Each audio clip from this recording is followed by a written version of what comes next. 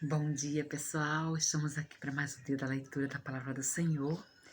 E nós vamos começar com o capítulo 15, né, que nós ficamos ontem.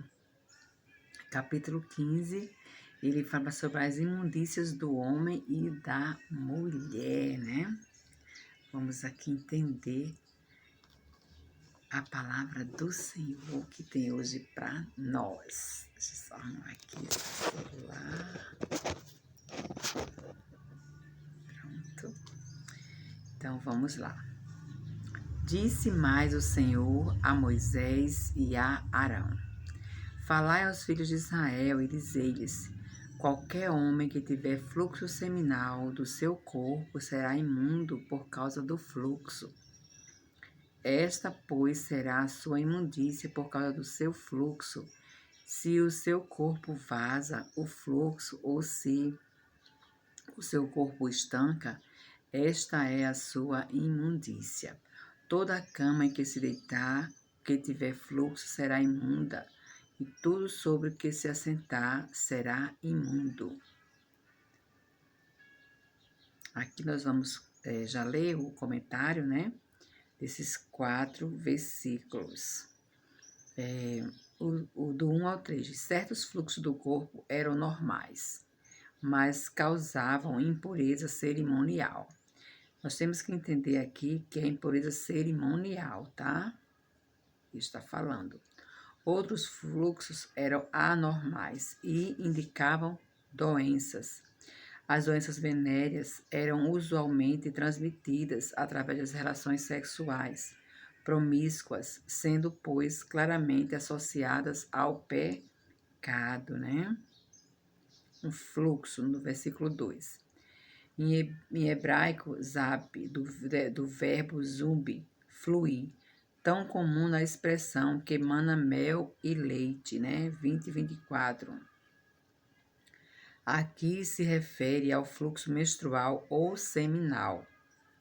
A mesma raiz produz a palavra zob, também traduzida fluxo na segunda ocorrência neste versículo, que se refere a alguma impureza que a Septuaginta, que foi a Bíblia que foi escrita por 70 homens, né, 70 anciãos, gonorreia, doença conhecida desde a antiguidade, mais remota, sendo tão antiga como o pecado que a produz. Então, aqui estava relacionando a doença, né? O 3, o homem continuava a constar como imundo até que fisicamente curado, era também cerimonialmente purificado. Certo? Então, vamos para o versículo 5 agora.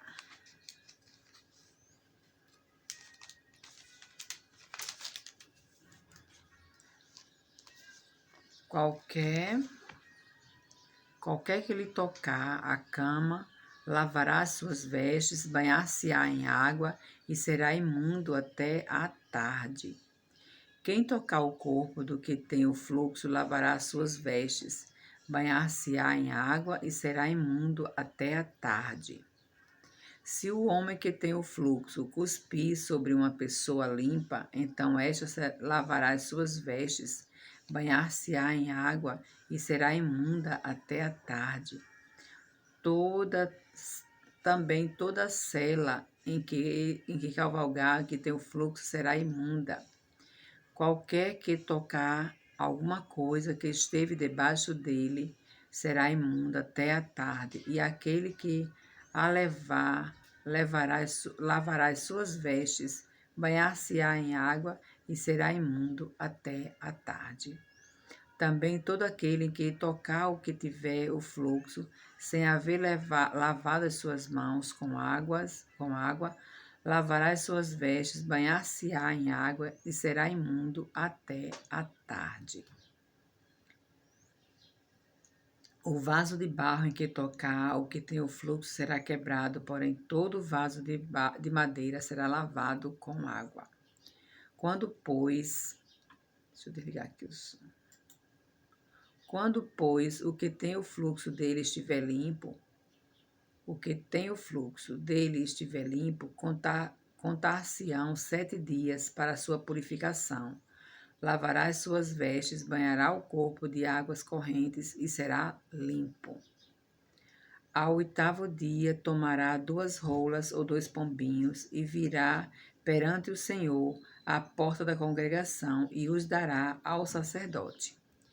Este os oferecerá, um para a oferta pelo pecado e o outro para o holocausto, e assim o sacerdote fará por ele expiação do seu fluxo perante o Senhor. Vamos ler aqui já um pouco do comentário para não ficar tudo para o final. É o comentário do 4 até o 12. Regulamentava-se o isolamento completo para as pessoas doentes, como a gente também viu nos leprosos, né? Quem tinha lepra também tinha que ficar. O 7. 3 mandamentos para aqueles que tocassem numa pessoa com fluxo: lavar suas roupas, banhar o seu corpo, permanecer imundo até a tarde, isto é, passar o resto do dia observando a separação exigida pela impureza cerimonial e física. Então, por isso que ele fala até a tarde, porque ia passar o dia todinho em repouso e olhando, né, prestando atenção no que podia acontecer.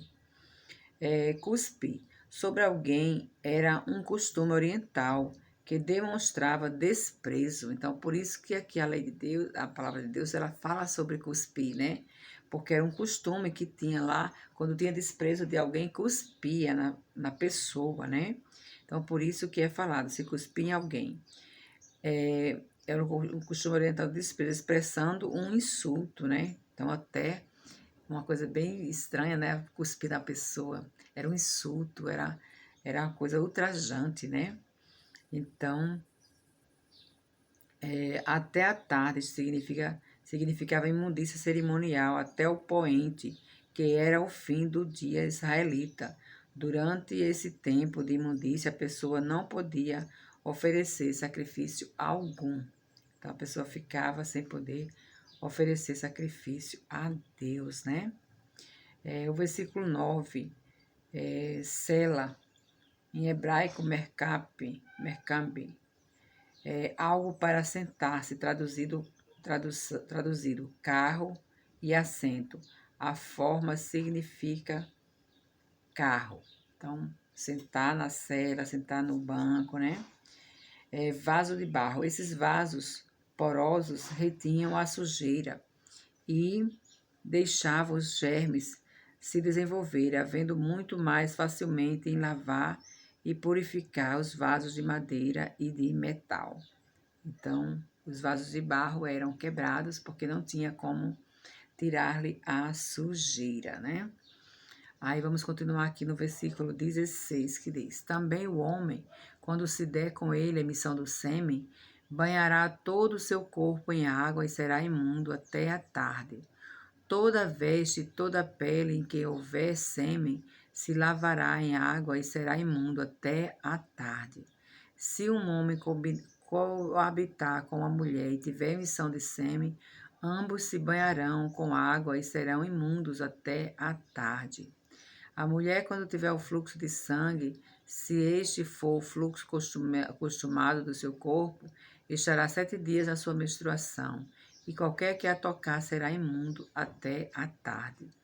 Tudo sobre que ela se deitar durante a menstruação será imundo, e tudo sobre o que se sentar será imundo. Quem tocar no leito dela, lavará as suas vestes, banhar-se-á em água e será imundo até a tarde. Quem tocar alguma coisa sobre que ela se tiver assentado, lavará as suas vestes, banhar-se-á em água e será imundo até a tarde. Também quem tocar alguma coisa que estiver sobre a cama ou sobre aquilo em que ela se assentou, este será imundo até a tarde. Se o homem coabitar com ela e a sua menstruação estiver sobre ele, será imundo por 7 dias, e toda a cama sobre que ele se deitar será imunda. Toda a mulher, quando manar fluxo do seu sangue por muitos dias, fora do tempo da sua menstruação, ou qual estiver fluxo do sangue por mais tempo do que o costumado, todos os dias do fluxo será imunda, como nos dias da sua menstruação. Toda a cama que se deitar durante os dias do seu fluxo, ser-lhe-á como a cama da sua menstruação, e toda coisa sobre que se sentar será imunda, conforme a impureza da sua menstruação. Quem tocar estas será imundo, porquanto lavará as suas vestes, banhar-se-á em água e será imundo até à tarde. Porém, quando lhe cessar o fluxo, então se contarão 7 dias, e depois será limpa. Ao 8º dia, tomará 2 rolas ou 2 pombinhos, que os trará ao sacerdote à porta da tenda da congregação. Então o sacerdote oferecerá um para a oferta pelo pecado e o outro para holocausto. O sacerdote fará por ela expiação do fluxo da sua impureza perante o Senhor. Assim separarás os filhos de Israel das suas impurezas, para que não morram nelas, ou ao contaminarem o meu tabernáculo que está no meio deles. Esta é a lei daquele que tem o fluxo e daquele que quem se dá a emissão de sêmen, que ficará por ela imundo, e também da mulher passiva de sua menstruação, e daquele que tem o fluxo, seja homem ou mulher, e de homem que se deita com mulher imunda. Então, agora vamos ler os comentários, né, do Zoshed. O versículo o versículo 13 a gente leu, Águas 13. Quando, pois, o que tens o fluxo deste estiver limpo, contar-se-ão 7 dias para a sua purificação. Lavará as suas vestes, banhará o corpo em águas correntes e será limpo, né? Águas correntes, excelente profilaxia contra as bactérias. Então, você lava na água corrente, é muito bom, né? Faz muito bem. O 17. Toda veste e toda pele em que houver sêmen se lavarão em águas e serão imundas até a tarde. Pele. Estas peles cabeludas eram os assentos e os colchões do povo. Então, tinha realmente que lavar, né? Agora nós temos um comentário aqui sobre os versículos 25 a 27. Os hebreus tinham sido abençoados com uma revelação particular e específica de Deus, e por isso mesmo somente a ele podiam prestar culto. A impureza moral separa o adorador do seu Deus. A impureza física, sem ser estritamente pecado, certamente não podia ser classificada como santidade. E, além disso, sugere o pecado. Nunca se deve esquecer do fato que estamos adorando o Deus da santidade. Era esta a razão de ser deste sacrifício de purificação. Então, nós devemos entender aqui que no tabernáculo as pessoas tinham acesso diretamente a Deus. Então, Deus, como santo, as pessoas tinham que se purificar também para poder entrar, né, no Santo dos Santos. No Santo dos Santos, não, no Santo dos Santos, só quem entrava era o sacerdote, mas no santo lugar, né, que era o tabernáculo, que era o santo lugar. Então, o fato de estarmos adorando o Deus de santidade era esta a razão de ser destes sacrifícios de purificação. Versículo 31. Estas leis tinham como objetivo principal gravar nas mentes dos israelitas a necessidade da reverência para com o santuário de Deus.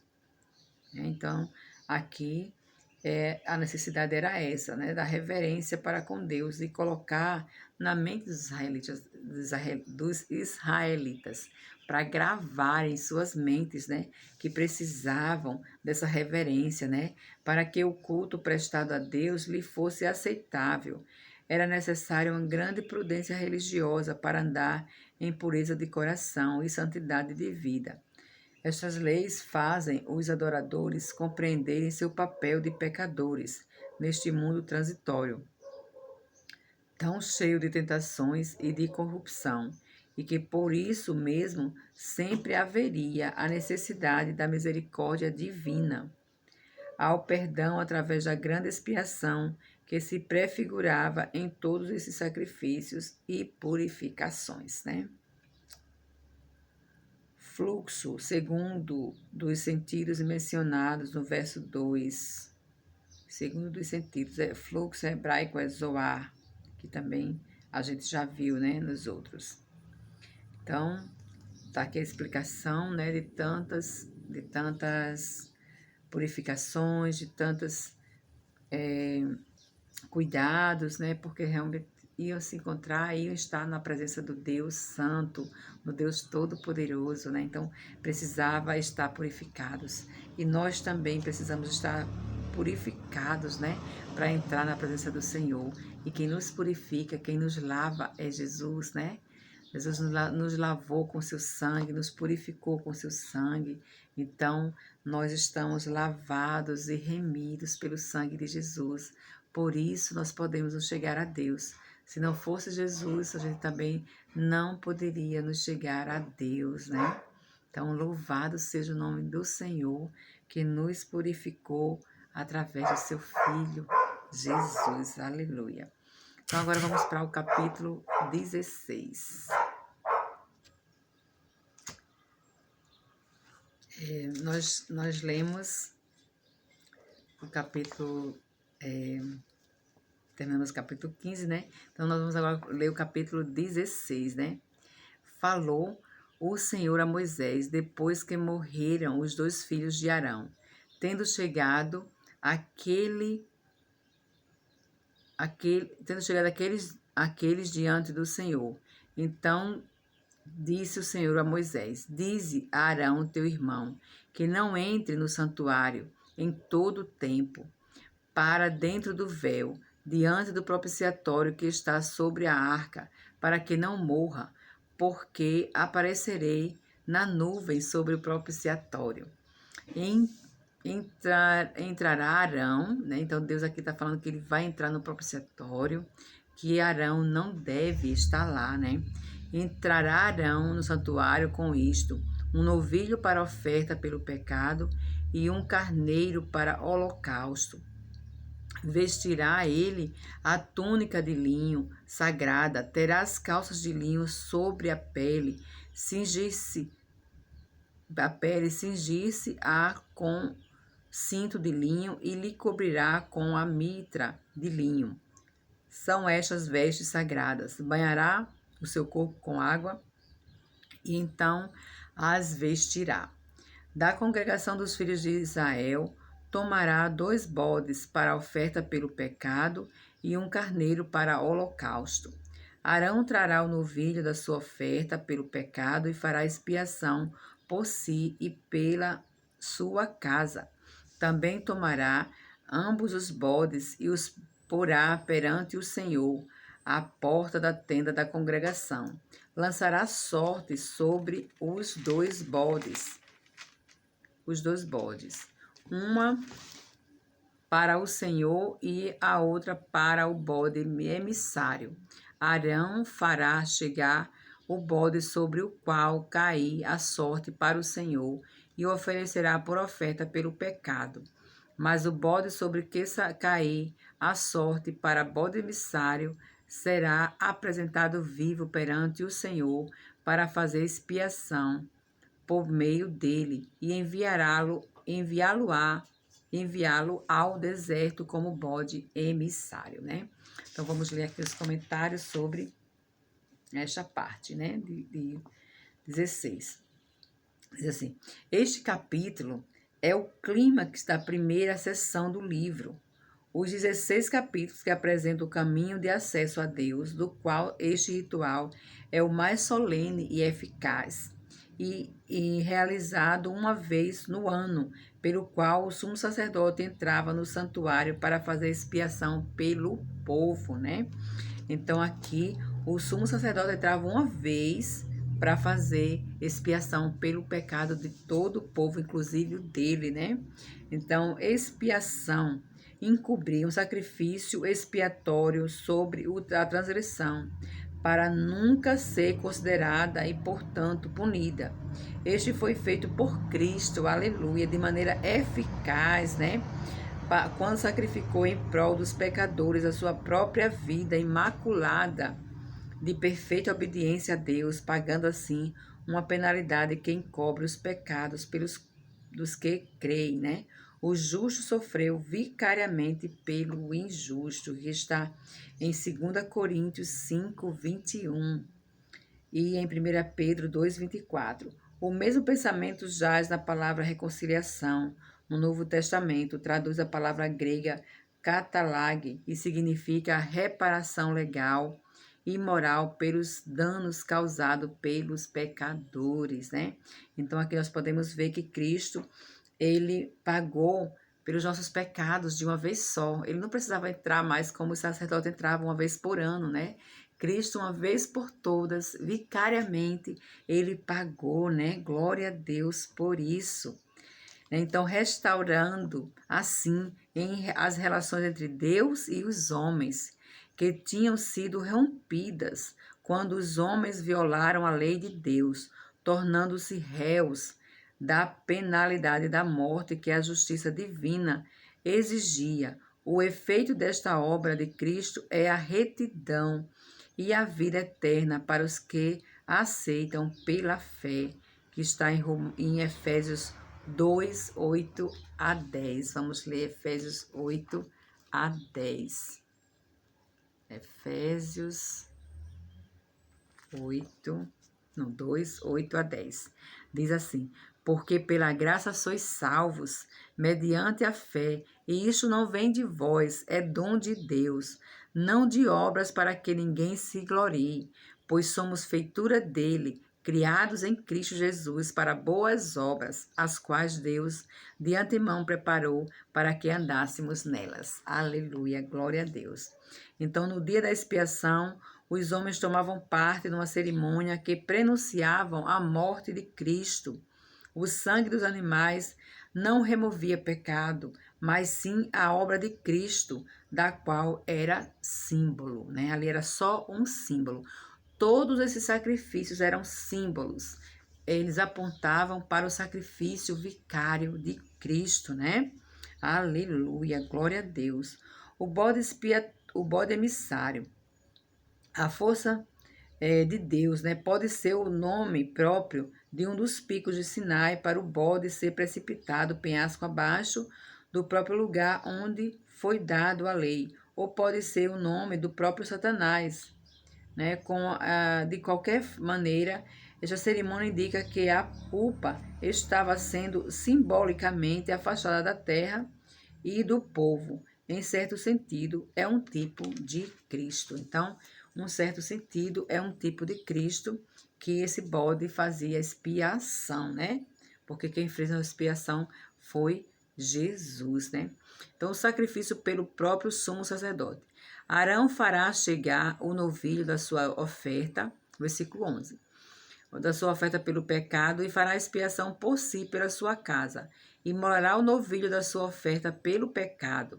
Tomará também de sobre ao altar o incensário cheio de brasas de fogo diante do Senhor, e 2 punhados de incenso aromático, bem moído, e o trará para dentro do véu. Porá o incenso sobre o fogo perante o Senhor, para que a nuvem do incenso cubra o propiciatório que está sobre o testemunho, para que não morra. Tomará do sangue do novilho e com o dedo o aspergirá sobre a frente do propiciatório, e diante do propiciatório aspergirá 7 vezes do sangue com o dedo. Então, vamos ver aqui o que é que diz os comentários do 11 ao 14, né? Cristo tendo lavado nossos pecados para longe, levado os pecados para longe, não haverá mais memória deles, né? Como está escrito em Hebreus 10, 17 e Jeremias 31, 34. Vamos ler Hebreus 10, 17. Hebreus 10, 17, diz assim. Diz assim: E acrescenta: também de nenhum modo se lembrarei dos seus pecados e das suas iniquidades para sempre. Então, Deus realmente, Cristo levou nossos pecados, né? E não haverá mais memória deles, né? Jeremias 31, 34. Jeremias 31,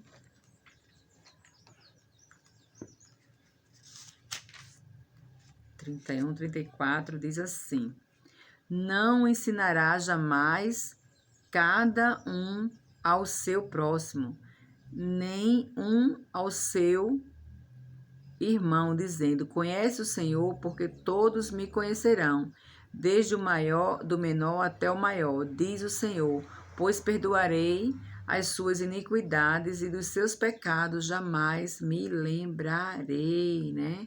Então, aqui outra vez a promessa do Senhor falando isto para nós. Então, vamos para o capítulo, ou para o versículo 15. Depois imolará o bode, que é o sacrifício pelo povo.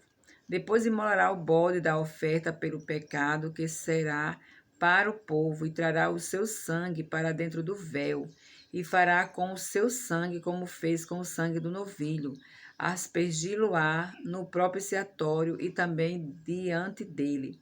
Assim fará expiação. E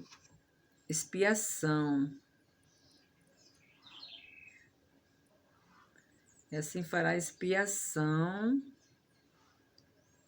Desculpa que eu me perdi aqui.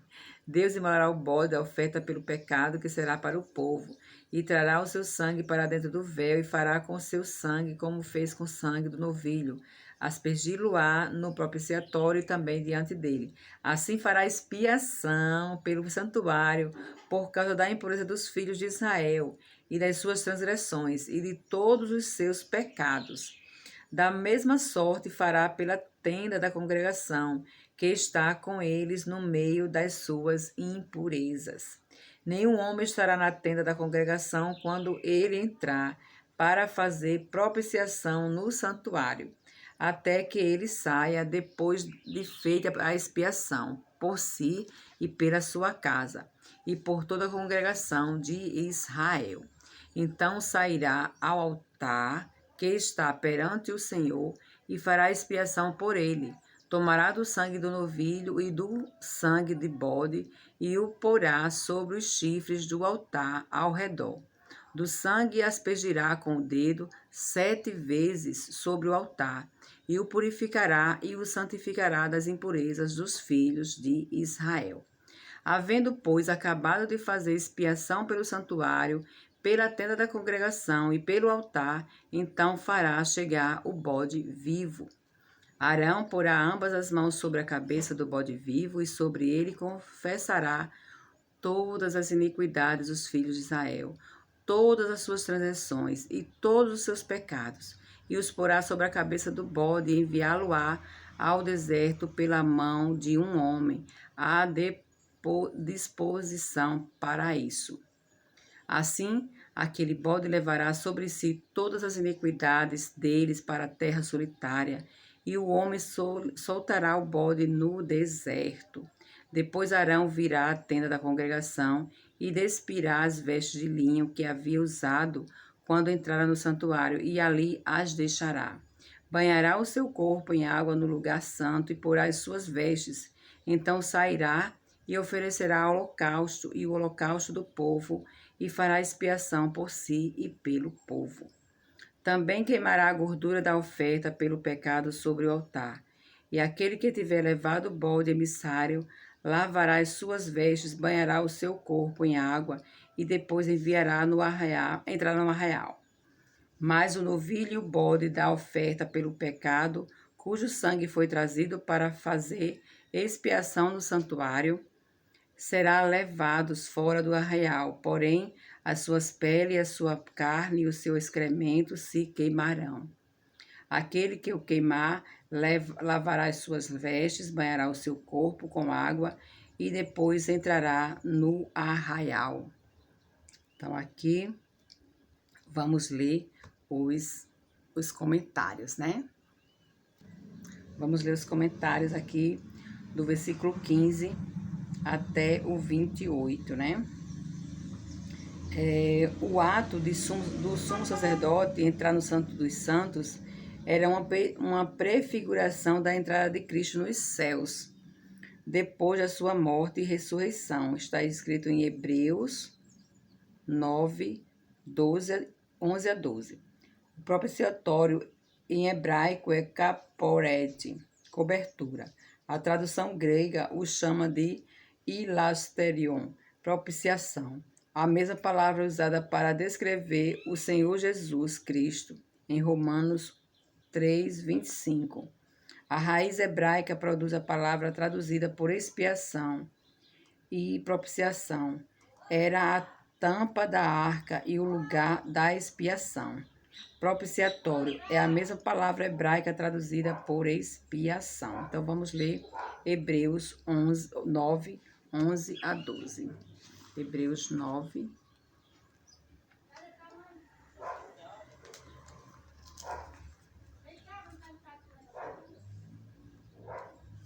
Hebreus 9, 11 e 12. Quando veio Cristo como sumo sacerdote dos bens já realizados, mediante o maior e mais perfeito tabernáculo, não feito por mãos, quer dizer, não desta criação. Então, Cristo, ele veio habitar no tabernáculo não feito por mãos, né? Não desta criação. Glória a Deus por isso, né? Então, agora nós vamos ler os versículos 29, para terminar o capítulo 16. A festa anual das expiações. Isto vos será por estatuto perpétuo ao 7º mês. Aos 10 dias do mês afligireis a vossa alma, e nenhuma obra fareis, nem o natural, nem o estrangeiro que peregrina entre vós. Porque naquele dia se fará expiação por vós, para purificar-vos, e sereis purificados de todos os vossos pecados perante o Senhor. É sábado de descanso solene para vós outros, e afligireis a vossa alma, é estatuto perpétuo. Quem for ungido e consagrado para oficiar como sacerdote no lugar do seu pai, fará expiação, havendo posto as vestes de linho, as vestes santas. Fará expiação pelo santuário, pela tenda da congregação, e pelo o altar também a fará pelos sacerdotes e por todo o povo da congregação. Isto vos será por estatuto perpétuo para fazer expiação uma vez por ano pelos filhos de Israel, por causa dos seus pecados. E fez Arão como o Senhor ordenara a Moisés. Aleluia. Então, vamos ler agora os comentários desses versículos, né? Que a gente acabou de ler. Perpétua. Foi observado até o cativeiro da Babilônia. Então, até o cativeiro da Babilônia, 587 a.C. E recomeçando depois da restauração, 538 a.C. Porque passaram 70 anos, né? Até a destruição de Jerusalém no ano 70. Quando Israel falhou com Deus e teve que ser julgado, Deus não tinha mais a obrigação de guardar sua aliança com aquele povo. O permanecer na terra prometida dependia da aliança condicional baseada na obediência e na fidelidade dos israelitas para com seu Deus. Afligireis a vossa alma. Esta expressão se refere à abstinência de comida, à humilhação e à lamentação pelos pecados que eram o conteúdo básico do jejum. Havia a confissão dos pecados e havia orações de súplica. A prática se recomenda frequentemente, tanto no Antigo como no Novo Testamento, e era um sinal exterior de autodisciplina e da humildade que era sua finalidade e o alvo principal do jejum. Recorria-se ao jejum especialmente em face das calamidades, aflições, distintas e dos perigos que se aproximavam, tanto pelas nações como pelos indivíduos. Era empregado pelos hipócritas para ganhar reputação de piedade diante dos homens, embora nem mesmo assim é possível impressionar a Deus, que sabe ler em seus corações. Exemplos inspiradores de pessoas que jejuaram foram Davi, Daniel, Cornélio, Paulo. Era uma maneira de buscar a Deus obedientemente, abandonando os maus caminhos, né? O 34. A antiga expiação era anual e a verdadeira expiação eterna feita por Jesus Cristo é um ato que é suficiente para sempre. Aleluia. Glória a Deus. Está em Hebreus 25 e 26. Hebreus 25 e 26. Hebreus 9, 25 e 26. Diz assim a palavra do Senhor. Nem ainda para se oferecer a si mesmo, muitas vezes, como o sumo sacerdote cada ano entra no Santo dos Santos com sangue alheio. Ora, neste caso, seria necessário que ele tivesse sofrido muitas vezes desde a fundação do mundo. Agora, porém, ao se cumprirem os tempos, se manifestou uma vez por todas para aniquilar pelo sacrifício de si mesmo o pecado. Então, Cristo fez uma vez por todas, né, o sacrifício e nos purificou da nossa injustiça, dos nossos pecados, né? Aleluia, glória a Deus por isso. Agora vamos entrar no capítulo 17, né? Leis referentes à matança dos animais. Capítulo 17. Versículo 1. Disse o Senhor a Moisés: Falarão e a seus filhos, todos os filhos de Israel, e dize-lhes: Isto é o que o Senhor ordenou, dizendo: Qualquer homem da casa de Israel que imolar boi ou cordeiro ou cabra ou arraial, no arraial ou fora dele, e os não trouxer à porta da tenda da congregação, como oferta ao Senhor diante do seu tabernáculo, a tal homem será imputado a culpa do sangue. Derramou sangue, pelo que esse homem será eliminado do seu povo, para que os filhos de Israel, trazendo seus sacrifícios que imolam em campo aberto, os apresentem ao Senhor, à porta da tenda da congregação, ao sacerdote, e ofereçam por sacrifícios pacíficos ao Senhor. O sacerdote aspergirá o sangue sobre o altar do Senhor, à porta da tenda da congregação, e queimará a gordura de aroma agradável ao Senhor. Nunca mais oferecerão os seus sacrifícios aos demônios, com os quais eles se prostituem. Isso lhes será por estatuto perpétuo das suas gerações. Diz-lhes, pois, qualquer homem da casa de Israel ou dos estrangeiros que peregrinam entre vós, que oferecer holocausto no sacrifício, e não o trouxer à porta da tenda da congregação para sacrificá-lo ao Senhor, esse homem será eliminado do seu povo. Vamos ler logo aqui os comentários, né? O versículo 1. Esta seção de leis que vieram de Deus para o povo de Israel, por intermédio de Moisés no Monte Sinai, é comumente chamada de Código de Santidade, porque apresenta as condições que Deus requeria de Israel para que fosse realmente um povo santo, né?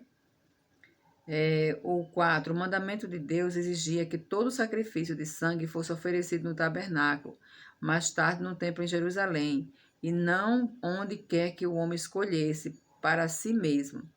O sacrifício certo no lugar errado ou feito de maneira errada nada valia. A desobediência nestas coisas traria a culpa do sangue e não o perdão desejado. O 7.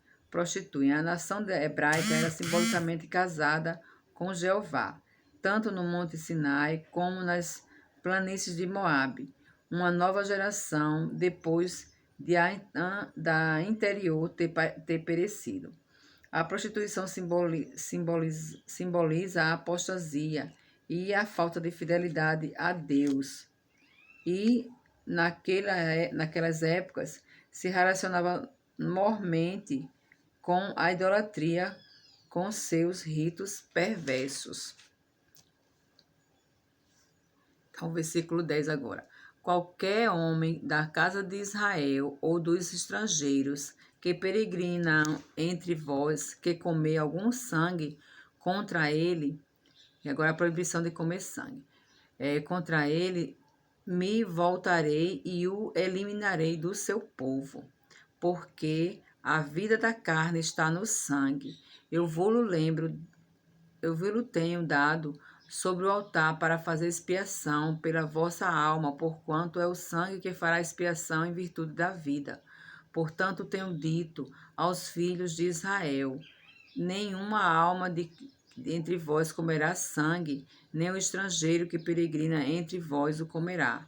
Qualquer homem dos filhos de Israel ou dos estrangeiros que peregrinam entre vós, que caça animal ou ave que o come, derramará o sangue e o cobrirá com pó.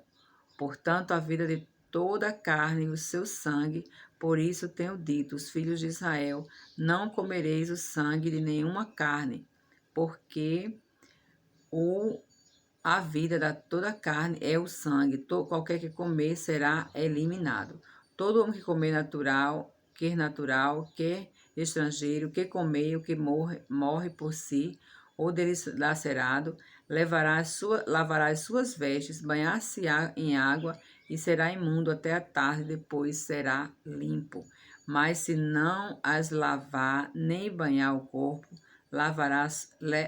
levará sobre si a sua iniquidade. Aqui termina o capítulo 17 e nós vamos ler alguns versículos.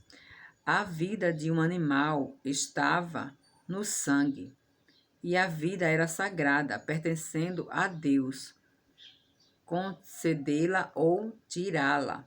O sangue era sagrado porque era usado nos sacrifícios e simbolizava a vida que Jesus deu sobre a cruz para nos trazer a expiação, que está lá em Hebreus 9:12, que nós já lemos, né?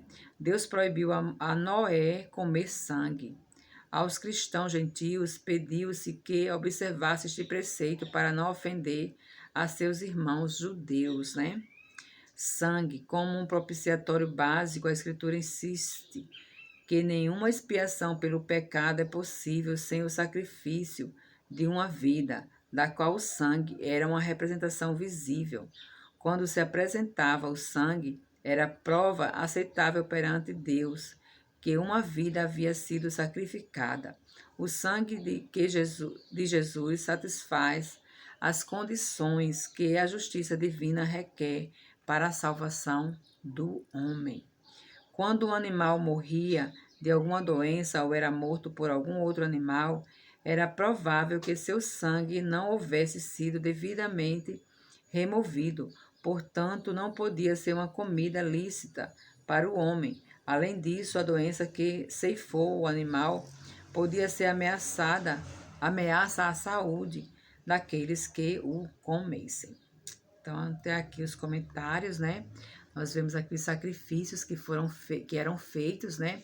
Que todos os sacrifícios apontavam para Cristo, né? Que todo o sacrifício que eram feitos, nenhum se compara ao sacrifício que Cristo fez, né? Que foi vicário, que foi totalmente satisfeito a Deus, né?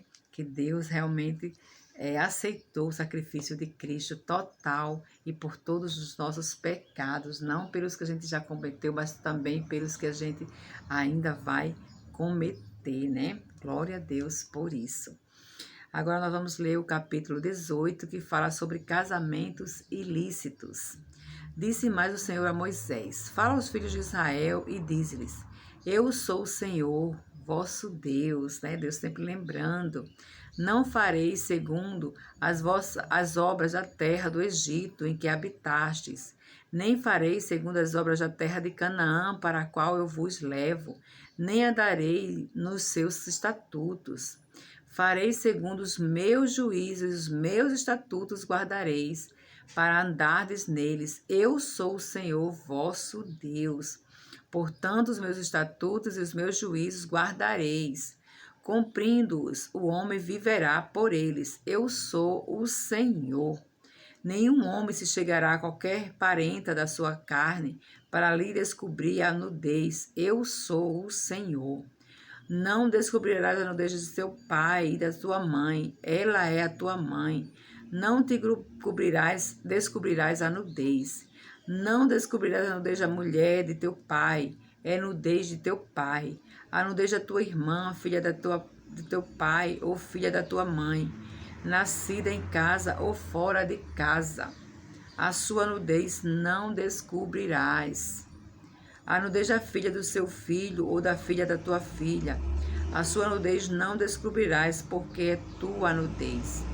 Não descobrirás a nudez da filha da mulher de teu pai, gerada de teu pai. Ela é tua irmã. A nudez da tua irmã, da irmã do teu pai, não descobrirás, ela é parenta de teu pai. A nudez da irmã da tua mãe não descobrirás, pois ela é parenta da tua mãe. A nudez do irmão de teu pai não descobrirás, não te chegarás a sua mulher, ela é tua tia. A nudez da tua nora não descobrirás, ela é mulher do teu filho. Não lhe descobrirás a nudez. A nudez da mulher de teu irmão não descobrirás, é a nudez do teu irmão. A nudez de uma mulher e de sua filha não descobrirás. Não tomarás a filha de seu filho, nem a filha de sua filha, para lhe descobrir a nudez, porque parentes são, maldade é. E não tomarás com tua mulher outra de sorte que lhe seja rival, descobrindo a sua nudez com ela durante sua vida. Então, aqui é sobre casamento ilícito, né? A gente fala nudez, mas é, no caso, casamento ilícito. Então, os comentários aqui, do 1 ao 30. Os padrões de pureza da vida familiar que sempre tinham tomado vulto perante os olhos dos israelitas, a saber, os do Egito e de Canaã, eram corrompidos. Por este motivo, Israel necessitava de um padrão divinamente inspirado por ser um povo santo, dedicado a Jeová. As leis modernas sobre o casamento, na sua maior parte, seguem as limitações estabelecidas aqui. O casamento entre parentes consanguíneos aumenta a probabilidade de problemas de hereditariedade, especialmente no caso de doenças mentais. A pureza sexual é uma parte integrante da saúde do corpo e da alma, né? Então, está bem explícito aqui, né? Aí, quando no versículo 2 ele fala, eu sou o Senhor. O Senhor frequentemente despertava na mente do seu povo a memória da sua soberania e da sua majestade, né? Bem como a da sua santidade. Esta expressão ocorre 4 vezes no Monte Sinai. O povo recebeu uma nítida impressão deste fato. É verdade que nos primeiros dias da raça humana, irmão se casava com irmã, desde que não havia mais ninguém com quem se casar. Com o firme estabelecimento da raça humana, Deus proibiu o casamento entre parentes consanguíneos.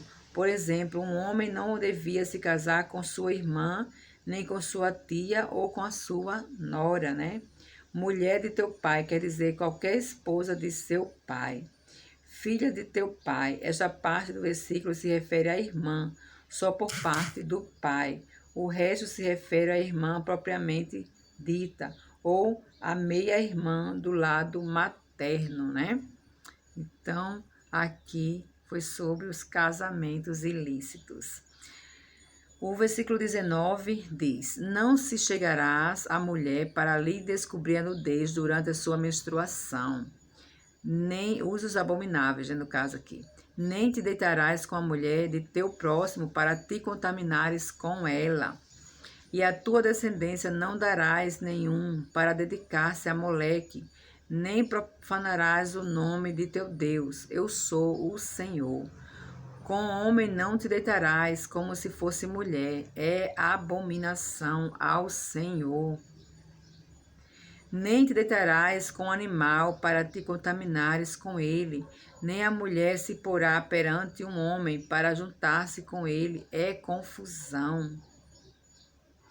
Com nenhuma destas coisas vos contaminareis, porque com todas estas coisas se contaminaram as nações que eu lanço de diante de vós, e a terra se contaminou, e eu visitei nela a sua iniquidade, e ela vomitou os seus moradores. Porém, vós guardareis os meus estatutos e os meus juízos, e nenhuma destas abominações fareis, nem o natural, nem o estrangeiro que peregrina entre vós, porque todas estas abominações fizeram os homens desta terra, e que nela estavam, antes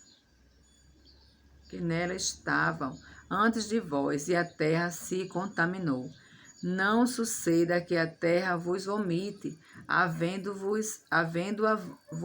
vós contaminado como vomitou o povo que nela estava antes de vós. Todo que fizer alguma destas abominações, sim, aqueles que a cometerem serão eliminados do seu povo. Portanto, guardareis a abominação que tendes para comigo, não praticando nenhum dos costumes abomináveis que se praticaram antes de vós, e não vos contaminareis com eles. Eu sou o Senhor vosso Deus. Então aqui Deus está mais uma vez frisando, né? Eu sou o Senhor vosso Deus, me obedeçam, né? É isso que eu estou dizendo para vocês. Não vos contamineis com coisas que lhe desagradam, né? Então, aqui os comentários. Moleque, em hebraico, moleque, que é a palavra meleque, rei, com as vogais da palavra boseret, vergonha. O nome Baal quer dizer Senhor, Rei. Era apenas outro nome que os idólatras davam aos Balaíns. Para os israelitas, portanto, os ídolos de Baal, longe de ser imagens de reis, eram apenas coisas de vergonha, tentando o povo a dois pecados graves: a adoração de falsos deuses em lugar do próprio Deus, e a empregar liturgias pagãs para adorar Jeová. Ambos estes pecados eram uma abominação perante Deus.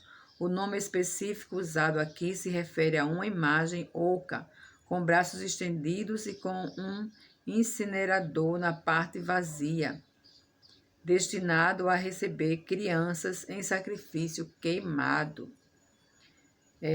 O versículo 24 a 30. Estes versículos lançam luz sobre o motivo da destruição das nações de Canaã por mandado divino.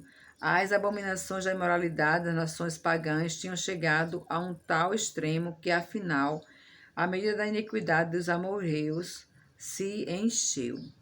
Deus advertiu a Israel que tivesse cuidado e não fizesse como os cananeus. Como Israel era o povo escolhido de Jeová, esperava-se mais deles do que de qualquer outra nação. Vomitou. Deus fala nas Escrituras de tratar assim a três grupos de pessoas: os cananeus pagãos, e por haverem desprezado o conhecimento de Deus, o próprio Deus os entregou a uma disposição mental reprovável para praticarem coisas inconvenientes, né, que está lá em Romanos 1, 28. Os israelitas idólatras, os cristãos apóstatas. Tudo isso é uma ótima demonstração a todos nós no dia de hoje. Então, que nós possamos estar com nossos olhos fitos no Senhor, né? Que Ele sim é que sabe qual o melhor e qual a melhor coisa que devemos fazer para adorá-lo, né? Em nome de Jesus, nós devemos estar sempre dispostos. Então, vamos orar nesse momento e amanhã nós voltaremos aqui para ler mais uns capítulos do livro de Levíticos. Pai querido, Pai amado, obrigada, Senhor Deus, por mais uma leitura da Tua palavra. Obrigada por nos mostrar, Senhor Deus, quão grande, quão maravilhosa é a Tua salvação em Cristo Jesus, Pai. Pois por Ele somos sarados, Pai, por Ele somos salvos. Por Jesus, Pai, que deu a sua vida por nós, é que nós podemos ter a salvação eterna, Pai querido, ter a vida eterna em Cristo Jesus, nosso Senhor. Pai amado, abençoa cada pessoa que depois vai assistir esse vídeo, Pai querido, que o Senhor chegue, amado Pai, dando a ele entendimento, Pai querido, dando a ela entendimento, que possamos, Pai querido, através da Tua palavra, enxergar o quão verdadeiro é o Teu sacrifício que o Senhor fez através de Cristo na cruz por nós, Pai. Em nome de Jesus eu te oro nesta manhã gloriosa e te agradeço. Amém.